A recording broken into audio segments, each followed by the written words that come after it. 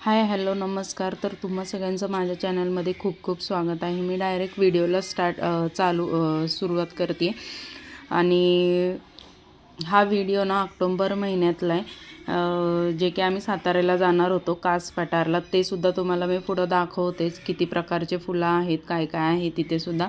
पण त्याआधी ना आम्हाला रस्त्याने जाताना ना हे एक मंदिर लागलं. या मंदिराचं नाव आहे त्रिमंदिर. हे आत्ताच नवीन बांधलं गेलेलं आहे. हायवेलाच आहे लागतं ते. आपण ज्यावेळेस साताऱ्याला जायचा रूट आहे ना पुण्यातून साताऱ्याला, तर आपल्या डाव्या साईडला हे मंदिर आहे.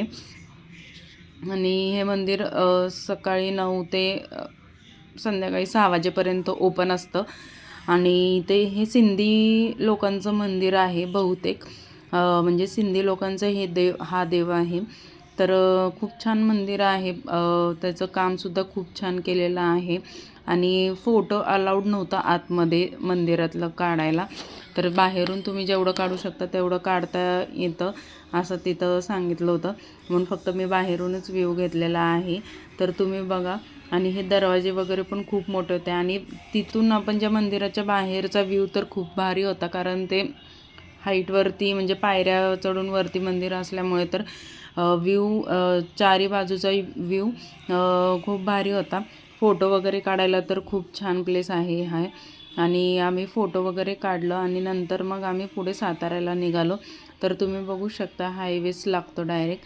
आणि त्यावेळेस पावसाचं सुद्धा वातावरण होतं. तर आम्ही आता परत निघालो आहे साताऱ्याला.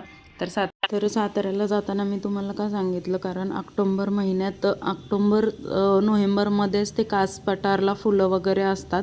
कारण तोच एक महिना फुलं तिथे पाहायला भेटतात. वर्षभर अजिबात फुलं पाहायला भेटत नाहीत. म्हणून मी तुम्हाला सांगितलं की त्या ऑक्टोबर महिन्यात आम्ही तिथे गेलो होतो. कारण आम्ही गेलो होतो तेव्हा फुलं वगैरे पाहिली. पण मला व्हिडिओ काय अपलोड करता नाही आला, म्हणून आत्ता मी अपलोड करते व्हिडिओ.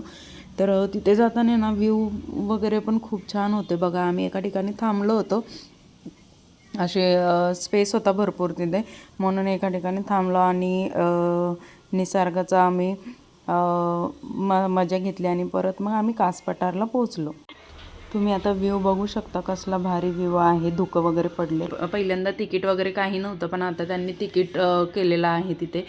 तर इथे ना 108 प्रकारची फुलं आहेत. खूप वेगवेगळी प्रकारची फुलं आहेत. 4 गेट आहेत. प्रत्येकाला 100-100 रुपये असं तिकीट आहे. लहान मुलांसाठी थोडंसं कमी आहे, माझ्या लक्षात येत नाही आहे, पण आहे थोडंसं कमी. तर आणि त्यांनी गेट केलेले आहेत. 4 गेट आहेत. प्रत्येक गेटला आपल्याला तेच तिकीट दाखवायचं असतं त्यांना. तर असं आम्ही 2-3च गेट फिरलो. एक गेटला ना खूप गर्दी होती, त्यामुळे आम्ही तिथे गेलोच नाही आतमध्ये. आणि म्हणजे ट्रिप वगैरे आली होती मुलांची, त्यामुळे खूप गर्दी होती तिथे.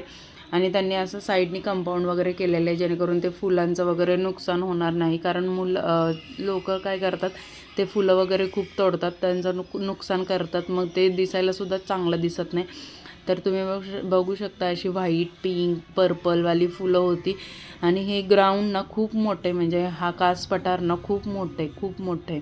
आणि 108 प्रकारची फुलं वगैरे आहेत तिथे. तर तुम्ही एकदा नक्की विजिट करा. आता तुम्हाला कास पठारला ना तुम्ही ऑक्टोबर-नोव्हेंबरमध्येच जाऊ शकता, कारण तेवढा एकच महिना असतो जेव्हा तिथे कास पठारमध्ये फुलं येतात.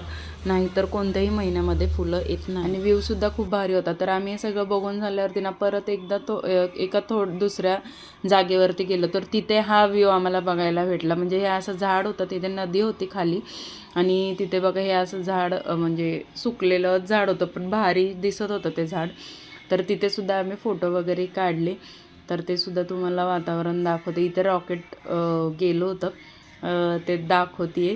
आणि ते झाड होतं ना, असं वाटत होतं की नाही का बाहेरच्या देशामध्ये कसं झाड असतात आणि फोटो वगैरे तिथे काढतात ना, ते भारी वाटतात. तर त्या प्रकारचं ते झाड होतं आणि तिथे फोटो वगैरे पण खूप छान आले. तर हे बघा, ही नदी होती तिथे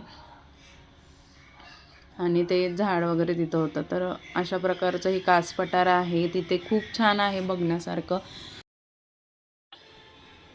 आणि त्यावेळेस पावसाचं थोडंसं वातावरण होतं. पाऊस आपल्या इकडे चालूच होता, त्यामुळे थोडंसं वातावरणसुद्धा खूप भारी होतं तिथे. आणि तुम्ही बघू शकता. आणि हा व्ह्यू कसा वाटला मला कमेंटमध्ये नक्की सांगा. आणि आवडला असेल तर लाईक आणि शेअर तर नक्कीच करा. तुम्हाला आता पुढे व्ह्यू दिसेलच. खूप भारी वाटत होते बघा, हे झाडसुद्धा खूप भारी वाटतंय आणि ढग कसे पळत होते आणि रॉकेटसुद्धा चाललं होतं. आणि मग नंतर आम्ही हे सगळं बघून झाल्यावरती ना आम्ही एका ठिकाणी चाललो होतो दुसरीकडे. तिथूनच इथून पुढे आम्ही दुसऱ्या ठिकाणी गेलो जिथे की खूप थंडी वगैरे असते. तर कुठं गेलो ते नक्की मी तुम्हाला पुढच्या व्हिडिओमध्ये सांगेल. तर तोपर्यंत इथेच आपण व्हिडिओला स्टॉप करूया. तर पुन्हा भेटूया अशाच एका नवीन व्हिडिओमध्ये. तोपर्यंत बाय. आवडला असेल तर लाईक शेअर आणि सबस्क्राईब करायला विसरू नका.